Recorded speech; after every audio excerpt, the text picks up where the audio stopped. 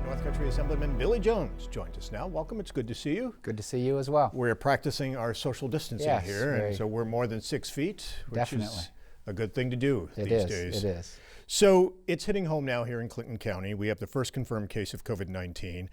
Has the feeling been it would only be a matter of time before we saw a case here? I think that has been the feeling. You know, you just look at the statistics and through the state, and it was. Certainly we have been implementing best or safe practices, and I think we have done a very good job at that here in the North Country. But I believe it was a matter of time, yes. And have you been in touch with the hospital, with CVPH, and with the Clinton County Health Department about this case? I have talked to them previous to this case, and I have talked to the hospital recently with this case, most recent. But I've been in contact with the Clinton County Local Health Department, but not specifically about this case. All right, so we don't know how many other people may have come in contact with this I do believe their gentleman. Protocol has been, and they're working on it right now as we speak, to see, you know, obviously to check to see what his steps or where he has been previously to being hospitalized. The hospital says that people showing the most serious of symptoms are going to be the ones who are tested. And is part of that reason because we just don't have enough test kits right now here in the North Country? I will say this, Tom, certainly if people are not feeling well and they want to ask questions, the protocol is the same. Call your physician. Ask him or her questions. Keep pressing them for answers. I will say that is always the protocol, and it continues to be the protocol. Now, you can also call the local health department as well. Those protocols have not changed, but certainly the testing in the hospital did come out with a statement yesterday. They are changing their procedures a little bit, but certainly we should tell our residents their first call should not be to Assemblyman Billy Jones or Tom Halleck. It should be to their physician if they want the answers. We're not medical doctors. I will say the tests, we need those resources. We need those tests here in the North Country. I keep pushing and pushing our health department and our state to get those tests and those resources to the North Country here. We heard from the governor yesterday that he was satisfied with the number of test kits getting into the state. It had increased dramatically, and it was good. The kits were arriving. They were getting processed in more labs, and he seems satisfied with the federal response. But it doesn't seem that those test kits are making their way upstate and here to the North Country. I do believe that there are more tests that are available to New York State, and certainly in the more affected areas. It seems to be they're concentrating more on those areas, but we need those resources here in the North Country. I do believe we have run into a bit of a roadblock in getting those. We continue, my office and certain leaders around the county and around my district certainly continue to push state leaders to get those resources here, and we need to continue to do that. We need the testing.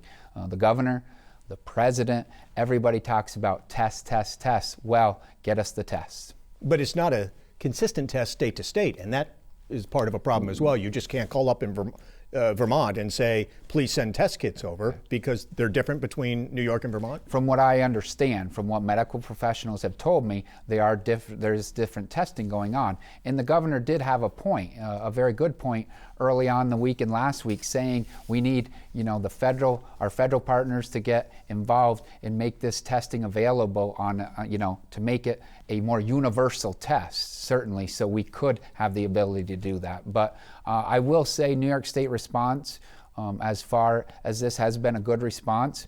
I believe we're having issues with implementation now, getting it down to the local levels, getting it down to local governments, because we're tasking our county governments and our local governments with doing this, especially the county governments, with making a lot of these decisions that the governor has, implementing them. So they need a little help here, and we need a little help doing that. So I do believe we're in untested times. We had talked about it earlier. This is a ever evolving situation. Every hour it can change. So, but I do think we need some more help implementing this. We can talk about resources. We need the resources here in the North Country. I continue to push Albany and our leaders to do this. We need test kits. We need this sanitizer. We need supplies to help our first responders. We need the test kits, obviously, to help our medical professionals, and we just need that for a general feeling of, we're helping people. And I think the hysteria is getting to a level where people, when hysteria rises, people tend to lose confidence in those resources. So if we have those resources, we can keep that down. We do have the one confirmed case in Clinton County. Do we know, does the hospital have other people that it wants to test but simply does not have the test kits right now? I believe right now they have the test kits they need. This is the word that I'm getting, but certainly we need more of those resources here in the North Country, and we continue to do that. I know that there has been testing going on, and as far as now, we have the one confirmed case. It doesn't sound as if we have a backlog, though, and we're waiting for those test kits desperately so that we can test people that we need to test. To me, it doesn't sound that way now. You mentioned hand sanitizer. Is there a shortage of that here in the North Country as well? I think there's a shortage of hand sanitizer everywhere. And New York State was in production of making hand sanitizer. Mm-hmm. The governor made an announcement a couple of weeks ago that this hand sanitizer will be available. Mm-hmm. I talk about the implementation and putting that into the local people's hands. And administering that hand sanitizer. I think there's been a log jam there a little bit, so we just need these resources to get to us. Inmates are making that at Comstock I believe they're making it as we speak. So far, it hasn't reached where it needs to go. There's a little bit of it around, but the protocol has been to go through our county, to go through emergency services directors in the county to make those requests to Albany, to the state. And I believe they are doing that, but we just need, like I say, again, the implementation. We need to get those supplies actually to us. With the governor closing bars and restaurants, except for takeout and deliveries, closing gyms, closing movie theaters, obviously this is having a dramatic impact on life here in the North Country. Are you already hearing from people who are worried, people who work at those facilities and at least temporarily are going to be losing their jobs? This is devastating to our local economy, to people that work in those fields.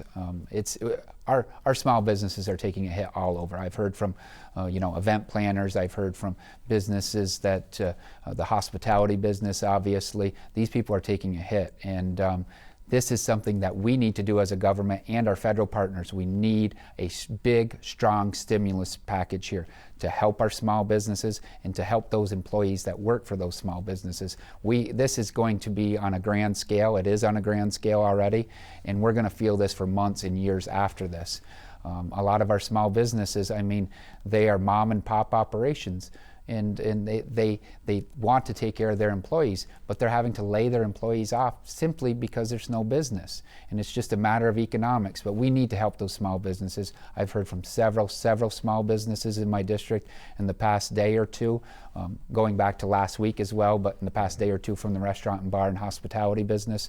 They need our help. We need to think big on this. We need a strong package to help them out. They're not going to be able to survive just on takeout and deliveries. I don't believe so. Well, let's look at the wait staff. Let's look at, it has a trickle-down effect and down to them. They're not going to be able to do what they did. They're not going to be able to rely on an hourly wage or tips and everything. This is going to be on a grand scale. We need, at the state level, to help our small businesses and our workers out, and we also need the federal government, to come in here and think big. I hope the Senate passes that package very soon, and then we work on another grander stimulus package, because we really need help. Our employers and our employees are going to need a lot of help, and I'm not talking next month and the month after that. They need help now. Federal stimulus package, then what can the state do? What can New York do to help? I think this is actually bigger than what New York can do, but we certainly can do certain steps. I have a small business tax credit out right now. Actually, before this even came in, we need to implement that. We also need to think on a broader range to help our employers out with unemployment.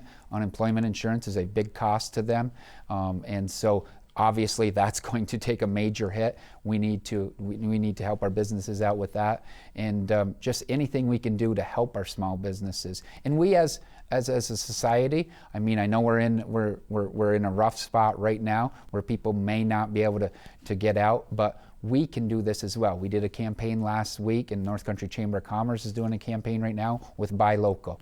We need to support our businesses and the employees that work for those businesses in a way when this thing gets over, and now, actually we can still do it, but we need to do it in a way that we have never done it before. And also that includes state assistance. We need, I will be pressing our leaders to come up with something to help us for sure. And could there be any type of state assistance for those who are now suddenly unemployed? I think we should. I think that's something we should do.